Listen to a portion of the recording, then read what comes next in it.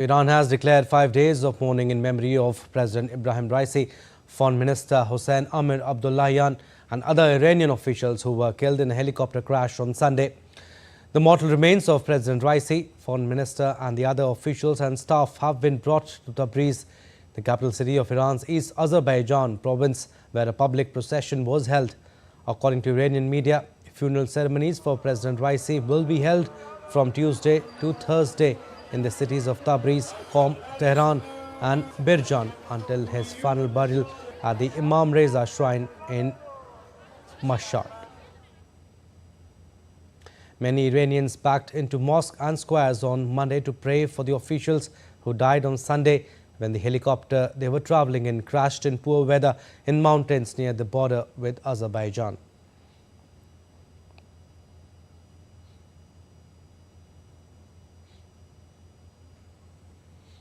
Iran on Monday announced that it will hold presidential elections on June 28.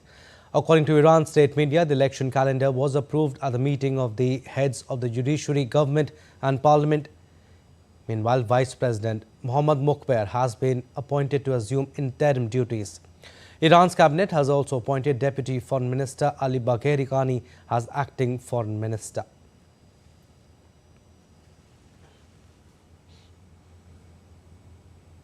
And the first funeral for Iranian President Ebrahim Raisi and those who died with him is taking place later on Tuesday. The President and Foreign Minister as well as regional officials and pilots were killed in a helicopter crash in northwestern Iran on Sunday. DD India's Stuart Smith has more from neighbouring Iraq. The commemoration for the life of the president will begin in Tabriz, the capital of East Azerbaijan province in northwestern Iran.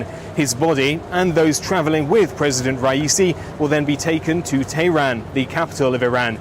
The final resting place is being variously reported as Raisi's home city of Mashhad in northeastern Iran, which is also a significant religious hub for Shia Muslims, or the city of Qom in central Iran. Meanwhile, the country will participate in 5 days of mourning. Exams have been postponed and a period of 7 days without cultural programming has been imposed. The Chief of Staff of Iran's military has ordered an investigation into what caused the helicopter crash. Dense fog, freezing temperatures and wet weather have been offered as the primary reason by officials, but a former Iranian foreign minister says the US is partially to blame for imposing sanctions that have made it impossible for Iran to properly maintain and repair its aviation fleet. At the same time, preparations for an election are underway. They must happen within the 50-day time limit mandated by the Constitution. The country's election headquarters affirmed on Monday that no details have yet been released about the timing of the process, but July 8th has been suggested to the Guardian Council, which will manage the voting, meaning candidates would have to declare their intention to run by June 8th. Experts expect the shortlist and final winner of the election race will be a continuity candidate and someone who, like their predecessor, will defer to the instructions and foreign policy of Iran's supreme leader Ali Khamenei. Stuart Smith in Baghdad, reporting for DD India. All right, DD India's Jessica Taneja is joining us. She has more details. Jessica, funeral rites for Iran's President Ebrahim Raisi and his entourage will start on Tuesday in the northwestern city of Tabriz, and other procession and ceremonies will also be held later. What other details do you have? Well, as you heard from Stuart there, the details of the funeral have been provided. It's going to be held in Tehran on Wednesday, a national mourning today. A few schools were opened and people were out on the streets. There were mourners, women wearing black chadars, and of course men mourning in the mosques as well, especially in his city where Ebrahim Raisi was born. Has also seen a lot of people coming out and quite a lot of somber mood on the streets out there. A lot of leaders across the globe and allies of Iran have expressed their condolences so far. While the stage is set for what is to come in terms of how the policy would be driven, how the new government will be formed, as it is said, within 50 days.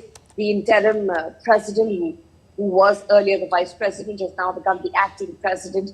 Things have been stabilized, so to say. But of course, not a good time for Iran at this point, Abhishek, because it's still stuck in the Middle East conflict at this point, with the Houthis in the Red Sea and Hamas in Gaza and the Hezbollah in Lebanon. That's pretty much how Iran was looking like at this point when it comes to engaging further and spreading its influence through its proxy militia groups. Well, that certainly takes a backseat to an extent.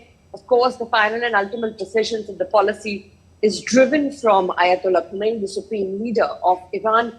But right now, the streets of Tehran are preparing for a state funeral for a president who died in a helicopter crash along with their foreign minister. So certainly not a good time. Jessica, you're talking about the policy change. I mean, elections have been announced, will take place on June 28th now. Tell us, in the change of leadership, is there likely to be a change in Iran's policy also towards the West? Will this change Iran's international policies? Well, no, it doesn't to an extent, because it is the supreme leader, Ayatollah Khomeini, and his guardian council, the close group of clerics who are mostly driving the policy for Iran since 1980s, ever since the Shah of Iran was overthrown and the elections were held wherein Iran was under a Shiite clerical Muslim Islamic rule. With that given in place, a lot of dealings with the West had changed back in the 1980s when the Islamic Revolution was brought in and Ayatollah Khomeini took charge. Of course, not giving in to what the Western countries have so far looked at Iran for after Shah of Iran was overthrown. And with Ebrahim Raisi in particular, he has not shied away from negotiation with the West, but certainly has shown something, as I was talking about yesterday as well, resistance diplomacy, which is to resist the West and its culture. If you look at people on the streets as well, they do remember Ebrahim Raisi, who was someone known to give it back to the West, respond to the West in the way they would. Remember, Ebrahim Raisi was also the man, a sitting president, who was sanctioned by the United States, and things were made quite difficult. He wouldn't be the one who would go to Geneva, to the United Nations, for alleged, cases of crimes against humanity that both the EU and the West would want him to be tried in a court of law. Versus that, you'd see an Ebrahim Raisi always every year go to New York for the UNGA and continue with his idea of opposing the West and its critical sanctions that crippled the economy of Iran over the years. Iran hasn't been able to sell oil. And the only possible strengthened relationship that in terms of foreign policy and in terms of traditional allies resisting the West were Chinese and the Russians.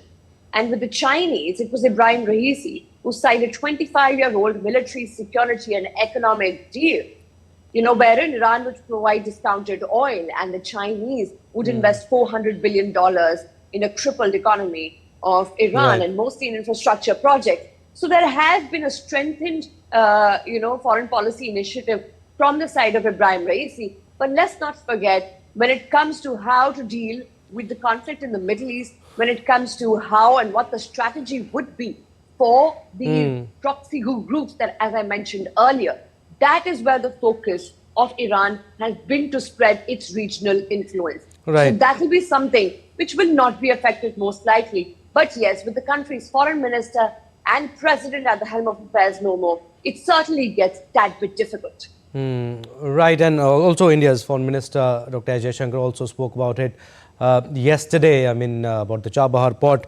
But Jessica, it's unfortunate what has happened, but to what extent is this tragedy being blamed on prolonged sanctions against Iran?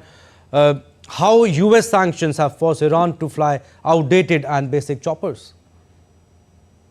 Well, it's an Augusta 212, mostly used by the presidents, built by the Americans, delivered by the Australians. There is no question of that. There are many conspiracy theories afloat, Abhishek, and it's important to point out that information from Iran, even during the day of the accident, was made slightly difficult because there were various conflicting reports, and it was very difficult for reporters and even resources on the ground to have very, very accurate information, because even IRNA, which is the state media of Iran, was not being able to give out information. It had very conflicting reports from the Red Crescent that was present at the site where the helicopter was found and the bodies were found as well. So it's difficult to assess on how this might have played. While I pointed out earlier, there are conspiracy theories afloat, but we must wait for some factual, factual outlay as to what really went down there. Mostly it was the bad weather, as it was explained in the visuals as well. It is a mountainous terrain. So, of course, things were difficult when it comes to navigating the route and go towards Azerbaijan, which was not far away. But certainly weather conditions not favorable for the helicopter to survive. All right, Jessica, we'll leave it at that. Thank you for your inputs.